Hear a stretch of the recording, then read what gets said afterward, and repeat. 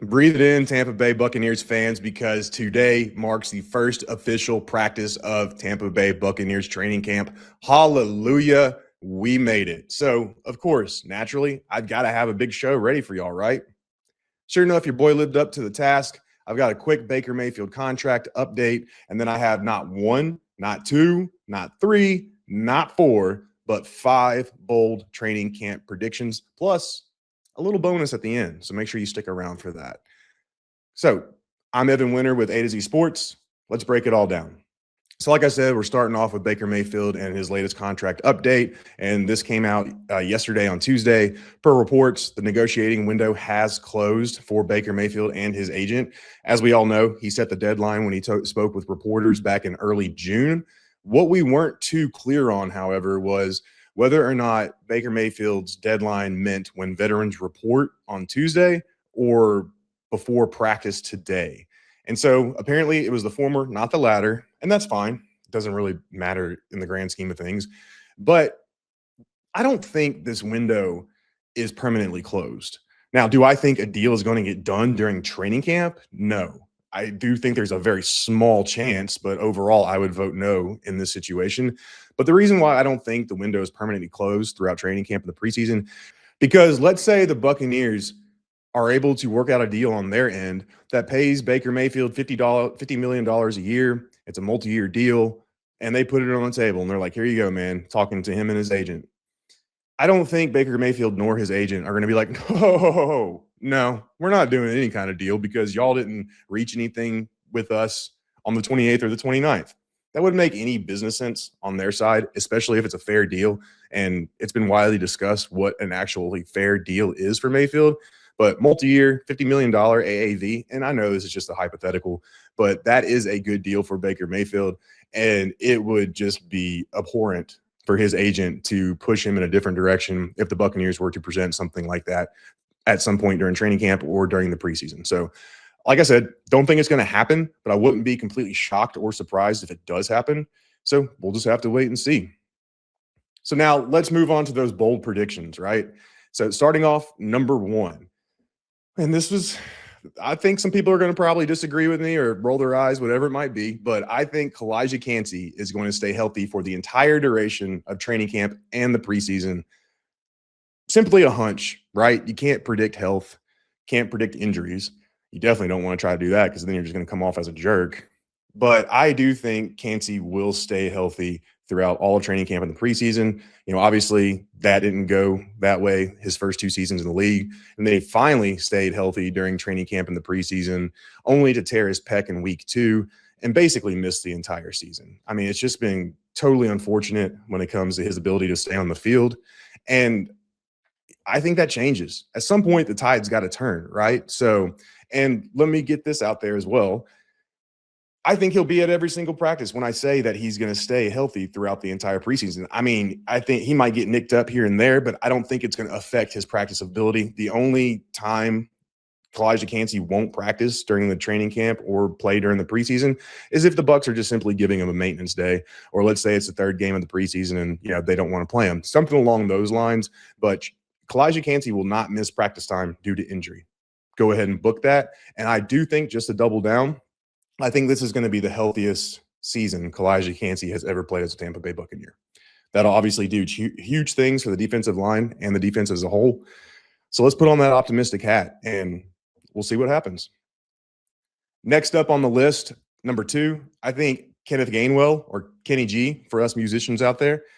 I think he's going to be the Buccaneers' lead back throughout training camp, throughout the preseason, and I think it's even going to trickle down into the regular season. And mostly because I have a hunch, just like with Kancey's health, that the Buccaneers are going to ease him back into training camp slowly after his offseason shoulder surgery, and that's totally fine. He's one of your best players on offense. You don't want to take any more risks or suffer a setback with him, and that's going to allow Kenny G to get a good head start that I don't think he relinquishes. And I mean, think about it too from the Bucs coaching staff perspective. If you have this guy out there who's just playing really well, practicing hard, doing all the right things, making plays, you're not really going to stunt that just to get Bucky back into a lead role. And I know that Todd Bowles said there's no competition here. Bucky is the lead guy in what should be a 1A, 1B split. Now, whether it's a 51-49 split, 55-45, whatever that kind of general range is, I mean, I don't really think that matters too much, but I do think Kenneth Gainwell is going to be on the larger side of the snap share. And it's because not only is he a very good receiver, we all know he caught 73 passes for a lot of yards last year, but he also averaged 4.7 yards per carry over 100 with over 100 carries. And that's impressive. I mean, not everybody in the NFL can do that. And while he's not going to be a workhorse type back, he has enough spunk and enough juice to get it done ultimately. And plus there's a special teams factor as well. He could be one of the Bucs returners, by the time week 1 rolls around. But either way, I just think the combination of easing Bucky in slowly, plus just what Kenneth Gainwell can do. He's a 3-down back who can run and catch and pass block. I guess and a 4-dimensional back, I guess, if you want to throw in the special team stuff. But I think he's going to create a big enough lead early on to where, the Bucs are just going to roll with him. And then if Bucky starts catching fire at some point during the season, maybe they start giving him some more touches and whatnot. But I do think Kenny G is going to be the guy throughout training camp, throughout the preseason, and then into the regular season. So number 3, we're going to switch over and talk about a UDFA rookie real quick. And this guy's name is Henry Leovvski, guard out of Nebraska. I think he's going to make the final 53-man roster. And let's start with just him, who he is as a player, right? He is the ultimate Jason Light offensive lineman, a total glass eater. And look, before I get more into this, Jason Light's the GM, right? So you could easily just sit there and say, okay, Evan, well, yeah, he's creating the roster. So every offensive lineman is a Jason Light offensive lineman. And yeah, I'd agree. But Leovvski fits the bill more than most. 6'6", close to 320 pounds. He can actually move a lot better than you would expect for his size. He's got really quick feet. And he's also got the IQ and, like I said, the toughness to survive in the trenches. And when you look at the Bucs interior offensive line, it's clear he has a pathway to making the roster because Dan Feeney's on a veteran minimum deal, and he was just okay last year. Then you've got Elijah Klein, who got passed over several times, even with all the Bucs dysfunction along the interior offensive line. And then Luke Haggard, I mean, he looked pretty good last year, but there's no guarantee he makes the roster either. So not only is Leovvski an enticing prospect who has the traits to succeed in the NFL, there is a pathway for him to make the 53-man roster. And I think he does just that, and it starts in training camp. So moving on to number 4, we're going to stick with the UDFA rookies, and this one's pretty big. I think Jalen Daniels is going to win the backup job. Jake Browning, can't trust him as far as you can throw him. And when you look at his contract, here's a big tell. He has a week 1 bonus that is worth $187,500, meaning if he's on the Buccaneers roster at that time, he gets that bonus. That, to me, just screams, hey, you're coming in for competition, and there's no guarantee you're going to win this job, even if you're going up against, a former UDFA in Connor Bazelak and then a current UDFA rookie in Daniels. Plus, there's also the fact that he only has $400,000 of his contract guaranteed. And while that's a lot of money to us, normal folk, in the NFL vacuum, that's not a lot of dead money to eat if he were to get cut. And then, so going back to Daniels, though, his athletic profile, his skill set, everything is better than Jake Browning and Connor Bazelak. The Buccaneers staff love him. I mean, they have raved about him all offseason. The biggest question, though, when it comes to him winning the Bucs backup job is where is he going to get the reps in practice? Because as we all know, reps are hard to come by to begin with for quarterbacks, especially if you've got an established starter like Baker Mayfield. And if you're QB4 heading into training camp, which Daniels is, that you're not going to get a whole lot of snaps. So where he's going to make his hay is the preseason, because Baker will probably play, sparingly, because they're not going to trot him out there for too long because it's the preseason. So you're going to look at these 3 guys in Browning, Bazelak, and Daniels as the main guys throughout the preseason. And I do think Daniels will shine during the preseason, and he'll work his way up the depth chart, and he'll eventually overcome, Browning and Bazelak and be the backup quarterback. Now, that doesn't mean Jake Browning's going to get cut if Jalen Daniels ascends to QB2. Bucs could easily keep 3 quarterbacks on the roster. That's not out of the picture whatsoever. But keep an eye on Jalen Daniels throughout training camp in the preseason, because I think he's going to make a whole lot of noise. And then finally, this one's a bit of a peculiar one, but, like I said, these are bold predictions, right?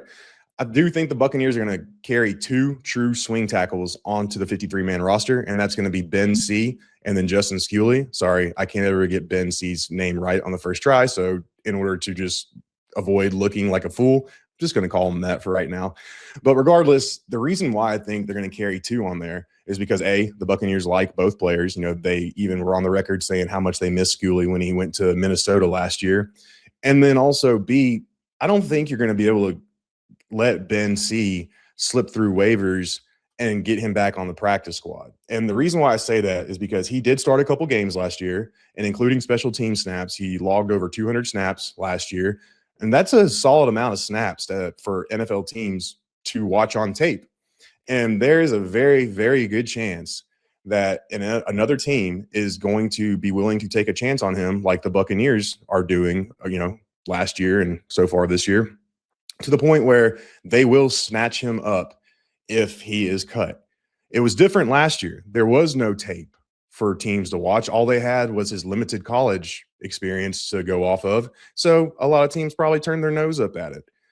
That's not the case this year, and therefore I think that's going to create, a big decision for the Buccaneers, and that's going to be to carry two true swing tackles. And when you look at it, that doesn't really happen in the NFL. Teams only typically carry 1. Now, granted, there's a team out there right now, the Commanders. They have 2 guys that they're probably going to carry on their 53 that can play swing tackle. However, one of them is Andrew Wiley, who has a lot of starts at guard and has played guard at a good enough level to where you could trust him as a backup to come in and fill in certain spots. So it's not like it's not like Wiley is reserved exclusively for tackle. But that's the case for Ben C and Justin Sculey. They haven't really played any other position so far in their NFL careers. And that's why I think the Buccaneers ultimately are going to carry 2 true swing tackles. So, like I said, tease y'all, there's a bonus at the end. This isn't really a bold prediction, but I do feel like I have to include it just based off of recent events.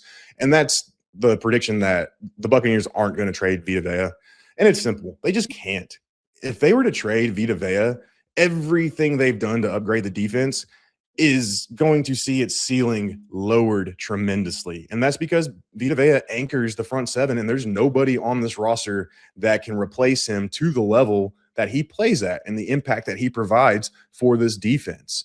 So when you also add in that the Buccaneers are likely not going to get anything better than a 3rd-round pick and most likely a 4th-round pick, a day 3 pick, it's just not the juice is not worth the squeeze. Like, the Buccaneers need Vita Vea in 2026. There is zero doubt about that.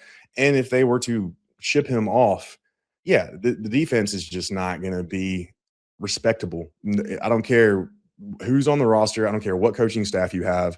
It's just not going to happen. I mean, DeMonte Capehart, you'd be crazy to expect him to step in year 1 as a rookie and have the same impact that Vita Vea does. And then Nacho's a rotational player at best. And Kancey and A'Shawn Robinson, while they both are very good players, they just really, again, they can't emulate what Vita Vea does. So don't expect the Buccaneers to trade Vita Vea.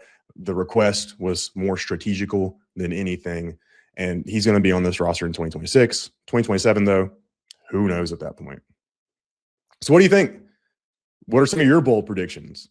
Are these bold predictions just crazy and just unfathomable? Do you like them? Well, let me know in the comments, and we'll be sure to talk about it. But until next time, take care. Keep an eye on A to Z Sports Bucs, and we'll be around.